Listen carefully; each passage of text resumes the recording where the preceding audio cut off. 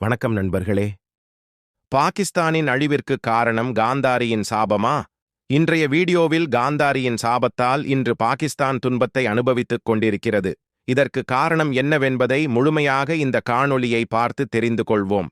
இந்த காணொளி பாகிஸ்தான் துன்பத்திற்கு யார் காரணம் என்பது பற்றிய முழு தகவலையும் உங்களால் தெரிந்து கொள்ள முடியும்.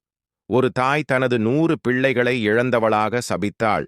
அந்த சாபத்தின் தாக்கம் இன்று வரையிலும் ஒரு நாடின் நிம்மதியே இல்லாம தவிக்கின்றன. இது உண்மையா அல்லது கற்பனையா? நண்பர்களே, இது ஒரு புராணக் கதையாக தோன்றலாம். ஆனால் இதற்குள் மறைந்திருக்கும் வரலாற்று உண்மைகள், அரசியல் பின்னணிகள், புவியியல் அமைப்புகள் அனைத்தும் சேரும்போது ஒரு நாட்டுக்கே சாபமாக மாறும் கதையை இப்போது நான் உங்களிடம் சொல்லப் போகிறேன்.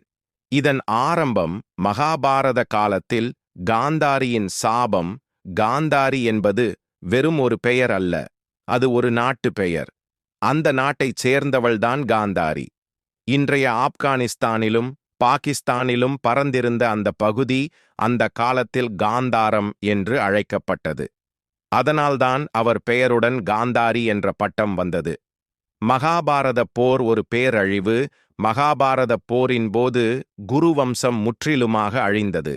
ஆனால் அது மட்டுமல்ல, யார் யாரெல்லாம் அந்த போரில் பங்கேற்றார்களோ அவர்கள் நாட்டுக்கும் விளைவுகள் ஏற்பட்டது. ஆனால் எல்லாவற்றுக்கும் மேலாக ஒரு தாயின் சாபம் மட்டும் நாளடைவில் ஒரு நாட்டு நிம்மதியையே சுருட்டி எடுத்துவிடும் என்பதற்கு எடுத்துக்காட்டு காந்தாரியின் சாபம். தனது 100 மகன்களும் துரியோதனனை தலைவராக கொண்ட கௌரவ சேனைகளில் வீரமாக பங்கேற்றனர். ஆனால் யாரும் உயிருடன் திரும்பவில்லை. அந்த தாயின் உள்ளம் எரிந்தது.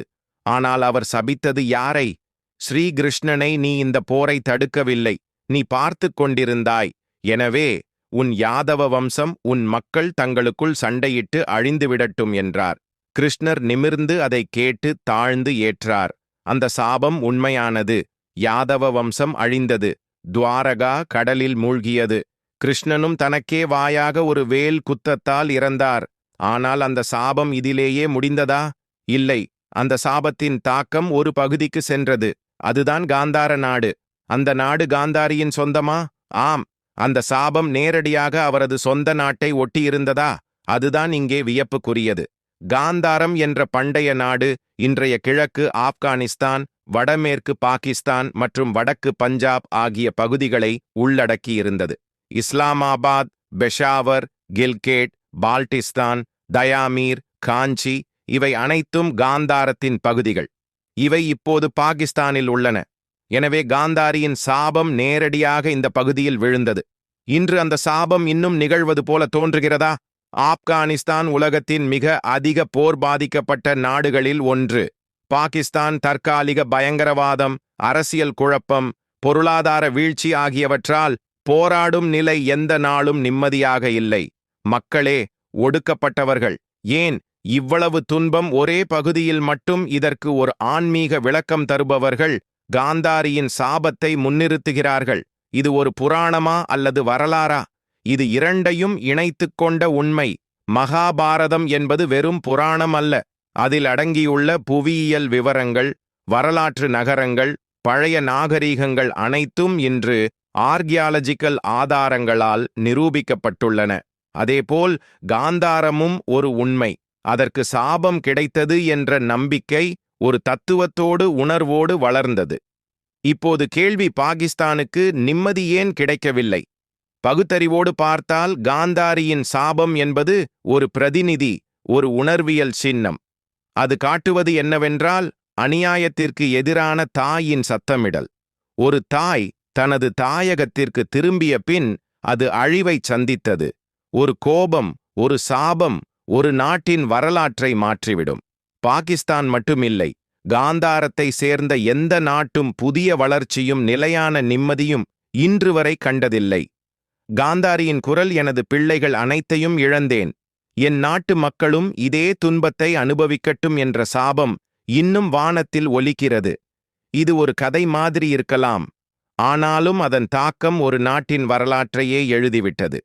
அந்த சாபத்தின் புள்ளி வரைபடத்தை நீங்கள் இப்போது தெரிந்து கொண்டீர்கள். இந்த உலகத்தில் உண்மை என தோன்றுவது பொய் கூட இருக்கலாம். ஆனால் சில பொய்கள் சத்தியமாகவே உணரப்படுகின்றன. காந்தாரியின் சாபமும் அவ்வாறே. ஆப்கானிஸ்தான். இந்த பெயரை கேட்டதும் உங்களுக்கு என்ன தோன்றுகிறது? மலைகள், போர்கள், தாலிபான்கள், பயங்கரவாதம். ஆனால் இது எல்லாமும் பின் நிகழ்வுகள். உண்மையில் இது ஒரு மர்மமான நிலம். இது உலகத்தின் மிகப்பெரிய பேரரசுகளை கூட அழித்தது. அதற்கு பின்னால் உள்ள மர்மத்தை புரிந்து கொள்ள நாம் செல்ல வேண்டும் ஒரு மனிதனிடம். அவரது பெயர் அலெக்சாண்டர். அலெக்சாண்டர் மிகப்பெரிய படைகளை வைத்திருந்தார். உலகையே வெல்ல வந்தார். ஆனால் அவருக்கு ஒரு விஷயம் தெரியவில்லை. ஆப்கானிஸ்தானின் அடர்ந்த மலைகளும் மர்மமுள்ள மக்களும் ஒரு பாரம்பரிய சாபமும். அந்த சாபம் காந்தாரியின் சாபம். அலெக்சாண்டர் தன் கணக்கீடுகள் போலவே இங்கும் வெற்றி எளிதாக இருக்கும் என எண்ணினார். ஆனால் ஆப்கானிஸ்தானில் கால் வைத்ததுமே அவரின் நம்பிக்கைகள் நொறுங்கின. இடைவெளியில்லாத போராட்டம், வனப்பிரதேசங்களின் தாக்குதல், கண்ணுக்கு புலப்படாத எதிரிகள். இந்த சிறிய பழங்குடியினர் அவரது வீர இராணுவத்தை சிதைத்துவிட்டனர். 3 வருட டங்கள் அவர் அங்கே சிக்கினார். பிறகு அவருக்கு ஒரு கடிதம் வந்தது. தாயிடமிருந்து. அந்த கடிதத்தில் அவரது தாயார் கிண்டலாக எழுதியிருந்தார். உனக்கு என்னாயிற்று மகனே? போர் வீரனாக வந்த நீ ஒரு சிறிய இடத்தில் 3 ஆண்டுகளாக சிக்கிக் கொண்டாயே அலெக்சாண்டர். அதற்கு பதிலாக ஒரு பை மண்ணையும் ஒரு கடிதத்தையும் அனுப்பினார். அம்மா, இந்த மண்ணை உங்கள் வீட்டு முற்றத்தில் பரப்புங்கள். அவர் அவ்வாறு செய்ததிலிருந்தே மாசிடோனியாவில் குழப்பங்கள் ஆரம்பமாயின. மக்களே ஒருவரை ஒருவர் கொல்ல ஆரம்பித்தனர். சமூக கட்டமைப்பே இடிந்து விழுந்தது. இதன் பிறகு ஒரே ஒரு வரி மக்கள் மத்தியில் மரபாக மாறியது. ஆப்கானிஸ்தான் என்பது பேரரசுகளின் கல்லறை.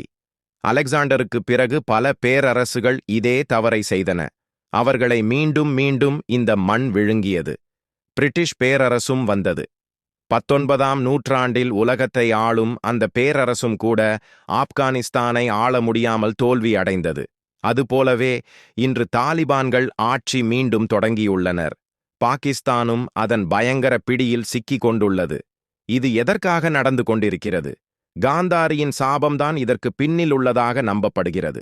மகாபாரதத்தில் பாண்டவர்கள் 100 கௌரவர்களை அழித்ததற்காக தன் கண்களை சுயமாக மூடிய அந்த வீரமங்கை காந்தாரி ஒரு சாபமிடுகிறார். உங்கள் குலமும் உங்கள் சந்ததியும் என்றும் அமைதியின்றி நொறுங்கட்டும். அந்த சாபத்தின் தாக்கம் இன்று ஆப்கானிஸ்தானில், பாகிஸ்தானில், அதற்கு சுற்றிலும் நிகழ்வதைப் போல உள்ளது. பயங்கரவாதம், உள்நாட்டு போர்கள், முடிவில்லாத அழிவுகள். அலெக்சாண்டர் தோல்வியுற்றார். பிரிட்டிஷ் தோல்வியுற்றது. சோவியத் யூனியன், அமெரிக்கா எல்லோரும் அங்கே தோல்வி அடைந்துள்ளனர். ஏனென்றால் ஆப்கானிஸ்தான் இது வெறும் ஒரு மண் அல்ல. இது ஒரு சாபத்தால் நிரம்பிய மண். நீங்கள் என்ன நினைக்கிறீர்கள்? இந்த சாபம் உண்மையில் இயற்கையா? இல்லையெனில் காந்தாரியின் கோபமா?